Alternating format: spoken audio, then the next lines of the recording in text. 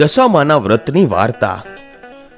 સુવર્ણપુર નગરીમાં અભયસેન નામે એક કણો જ ગર્વિષ્ઠ રાજા રાજ કરતો હતો. નગરીની સમૃદ્ધિનો પાર ન હતો અને રાજાની ગુણિયલ સંસ્કારી અને અતિ સુશીલ ગુણવતી રાણીનું નામ અંગનસેના હતું. રાણી ઘણી જ નમ્ર અને ધર્મિષ્ઠ હતી. એ ઘણીવાર રાજાને અહંકાર ન કરવા સમજાવતી, પણ રાજા એની વાત કદી ન સાંભળતો. હવે એક દિવસ રાજમહેલના ઝરૂખે બેઠેલી રાણી નદીના કિનારે સ્ત્રીઓને વ્રત કરતી જોઈ અને તેથી રાણીએ એની દાસીને આજ્ઞા આપી કે નદીના કિનારે સોળે શણગાર સજીને ટોળે વળેલી સ્ત્રીઓ શું કરે છે એ જાણી લાવ. એટલે દાસી દોડતી દોડતી સ્ત્રીઓ પાસે ગઈ અને પૂછવા લાગી કે તમે બધા શું કરો છો? ત્યારે એક સ્ત્રીએ જવાબ આપતા કહ્યું કે અમે દશામાનું વ્રત કરીએ છીએ. આ વ્રતની વિધિ એવી છે કે સૂતરના 10 તાર લઈ 10 ગાંઠ વાળવી અને ગાંઠે ગાંઠે કંકુના ચાંદલા કરવા અને ત્યારબાદ સ્ત્રીએ વ્રત ક્યારે કરવું અને કેવી રીતે કરવું એ બધું જણાવ્યું. એટલે દાસીએ મહેલમાં આવીને રાણીને બધી વાત કરી.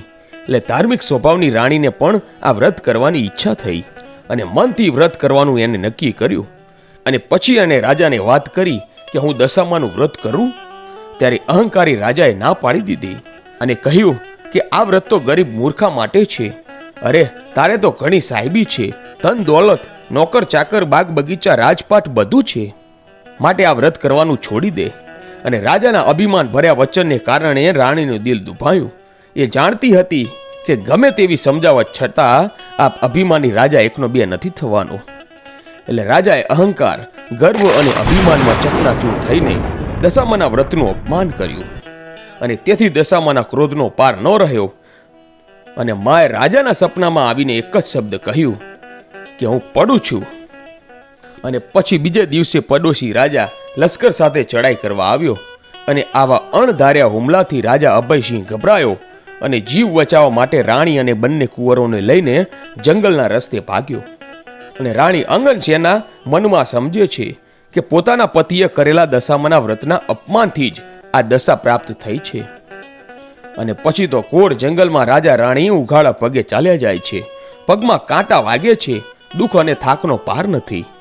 અને એવામાં કુંવરોને તરસ લાગી અને એટલામાં એક વાવ આવી અને રાજા પાણી લેવા વાવમાં ઉતર્યો અને ત્યાં જ દશામાએ અદ્રશ્ય રહીને બંને કુંવરોને વાવમાં ખેંચી લીધા. એટલે કુંવરોને અદ્રશ્ય થઈ ગયેલા જોઈ રાજા રાણી વિલાપ કરવા લાગ્યા. અને રાજા પણ મનમાં સમજી ગયો કે આ નક્કી દશામાનો કોપ લાગે છે. અને એ રાજા રાણીને આશ્વાસન આપતા સમજાવે છે કે જેણે આપ્યા એણે લઈ લીધા, હવે એ જ પાછા આપશે. આમ રુદન કરતી રાણીને સમજાવતો રાજા આગળ ચાલ્યો અને થાકના લીધે બંનેના પગ ઘસડાય છે. પગમાં વેઢા વેઢાના કાકરા પોકાઈ ગયા છે અને તેથી પીડાનો પાર નથી. અને રસ્તામાં એક વાડી આવી. રાજાને એમ થયું કે હાશ, 2 ઘડી વિસામો તો મળશે.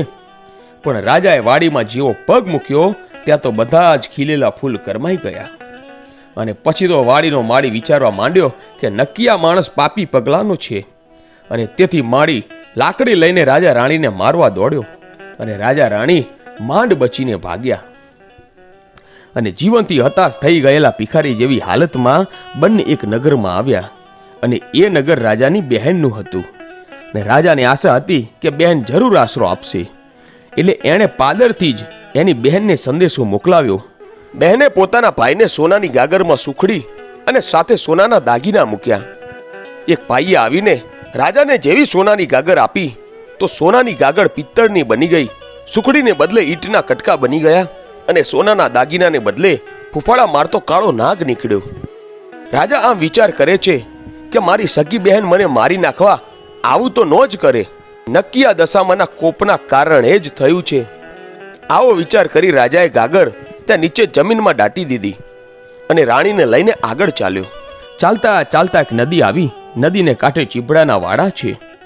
રાજા 2 હાથ જોડીને એ વાડાના માલિકને કગરવા લાગ્યો કે ભાઈ, 7 દિવસના ભૂખ્યા છીએ, દયા કરીને એક ચીભડું આપ.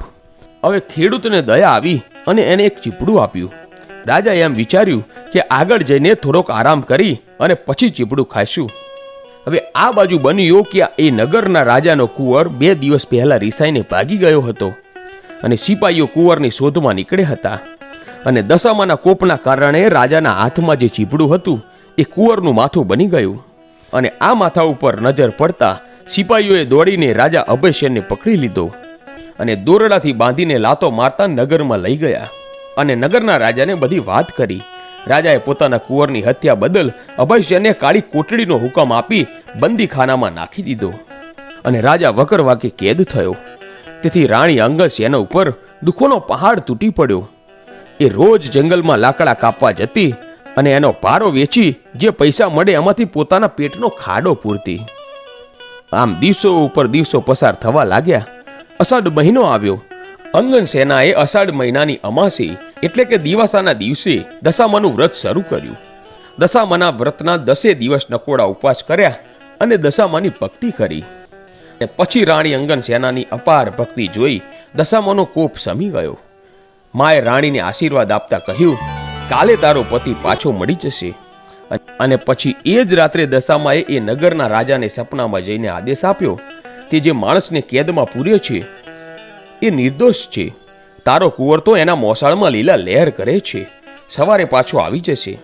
અને સવાર પડતા દશામાની કૃપાથી કુંવર પાછો આવી ગયો અને રાજાએ જાતે જઈને અભયસેનને બંદીખાનામાંથી મુક્ત કરી ક્ષમા માંગી અને એટલું જ નહીં, ખૂબ ધન પણ આપ્યું.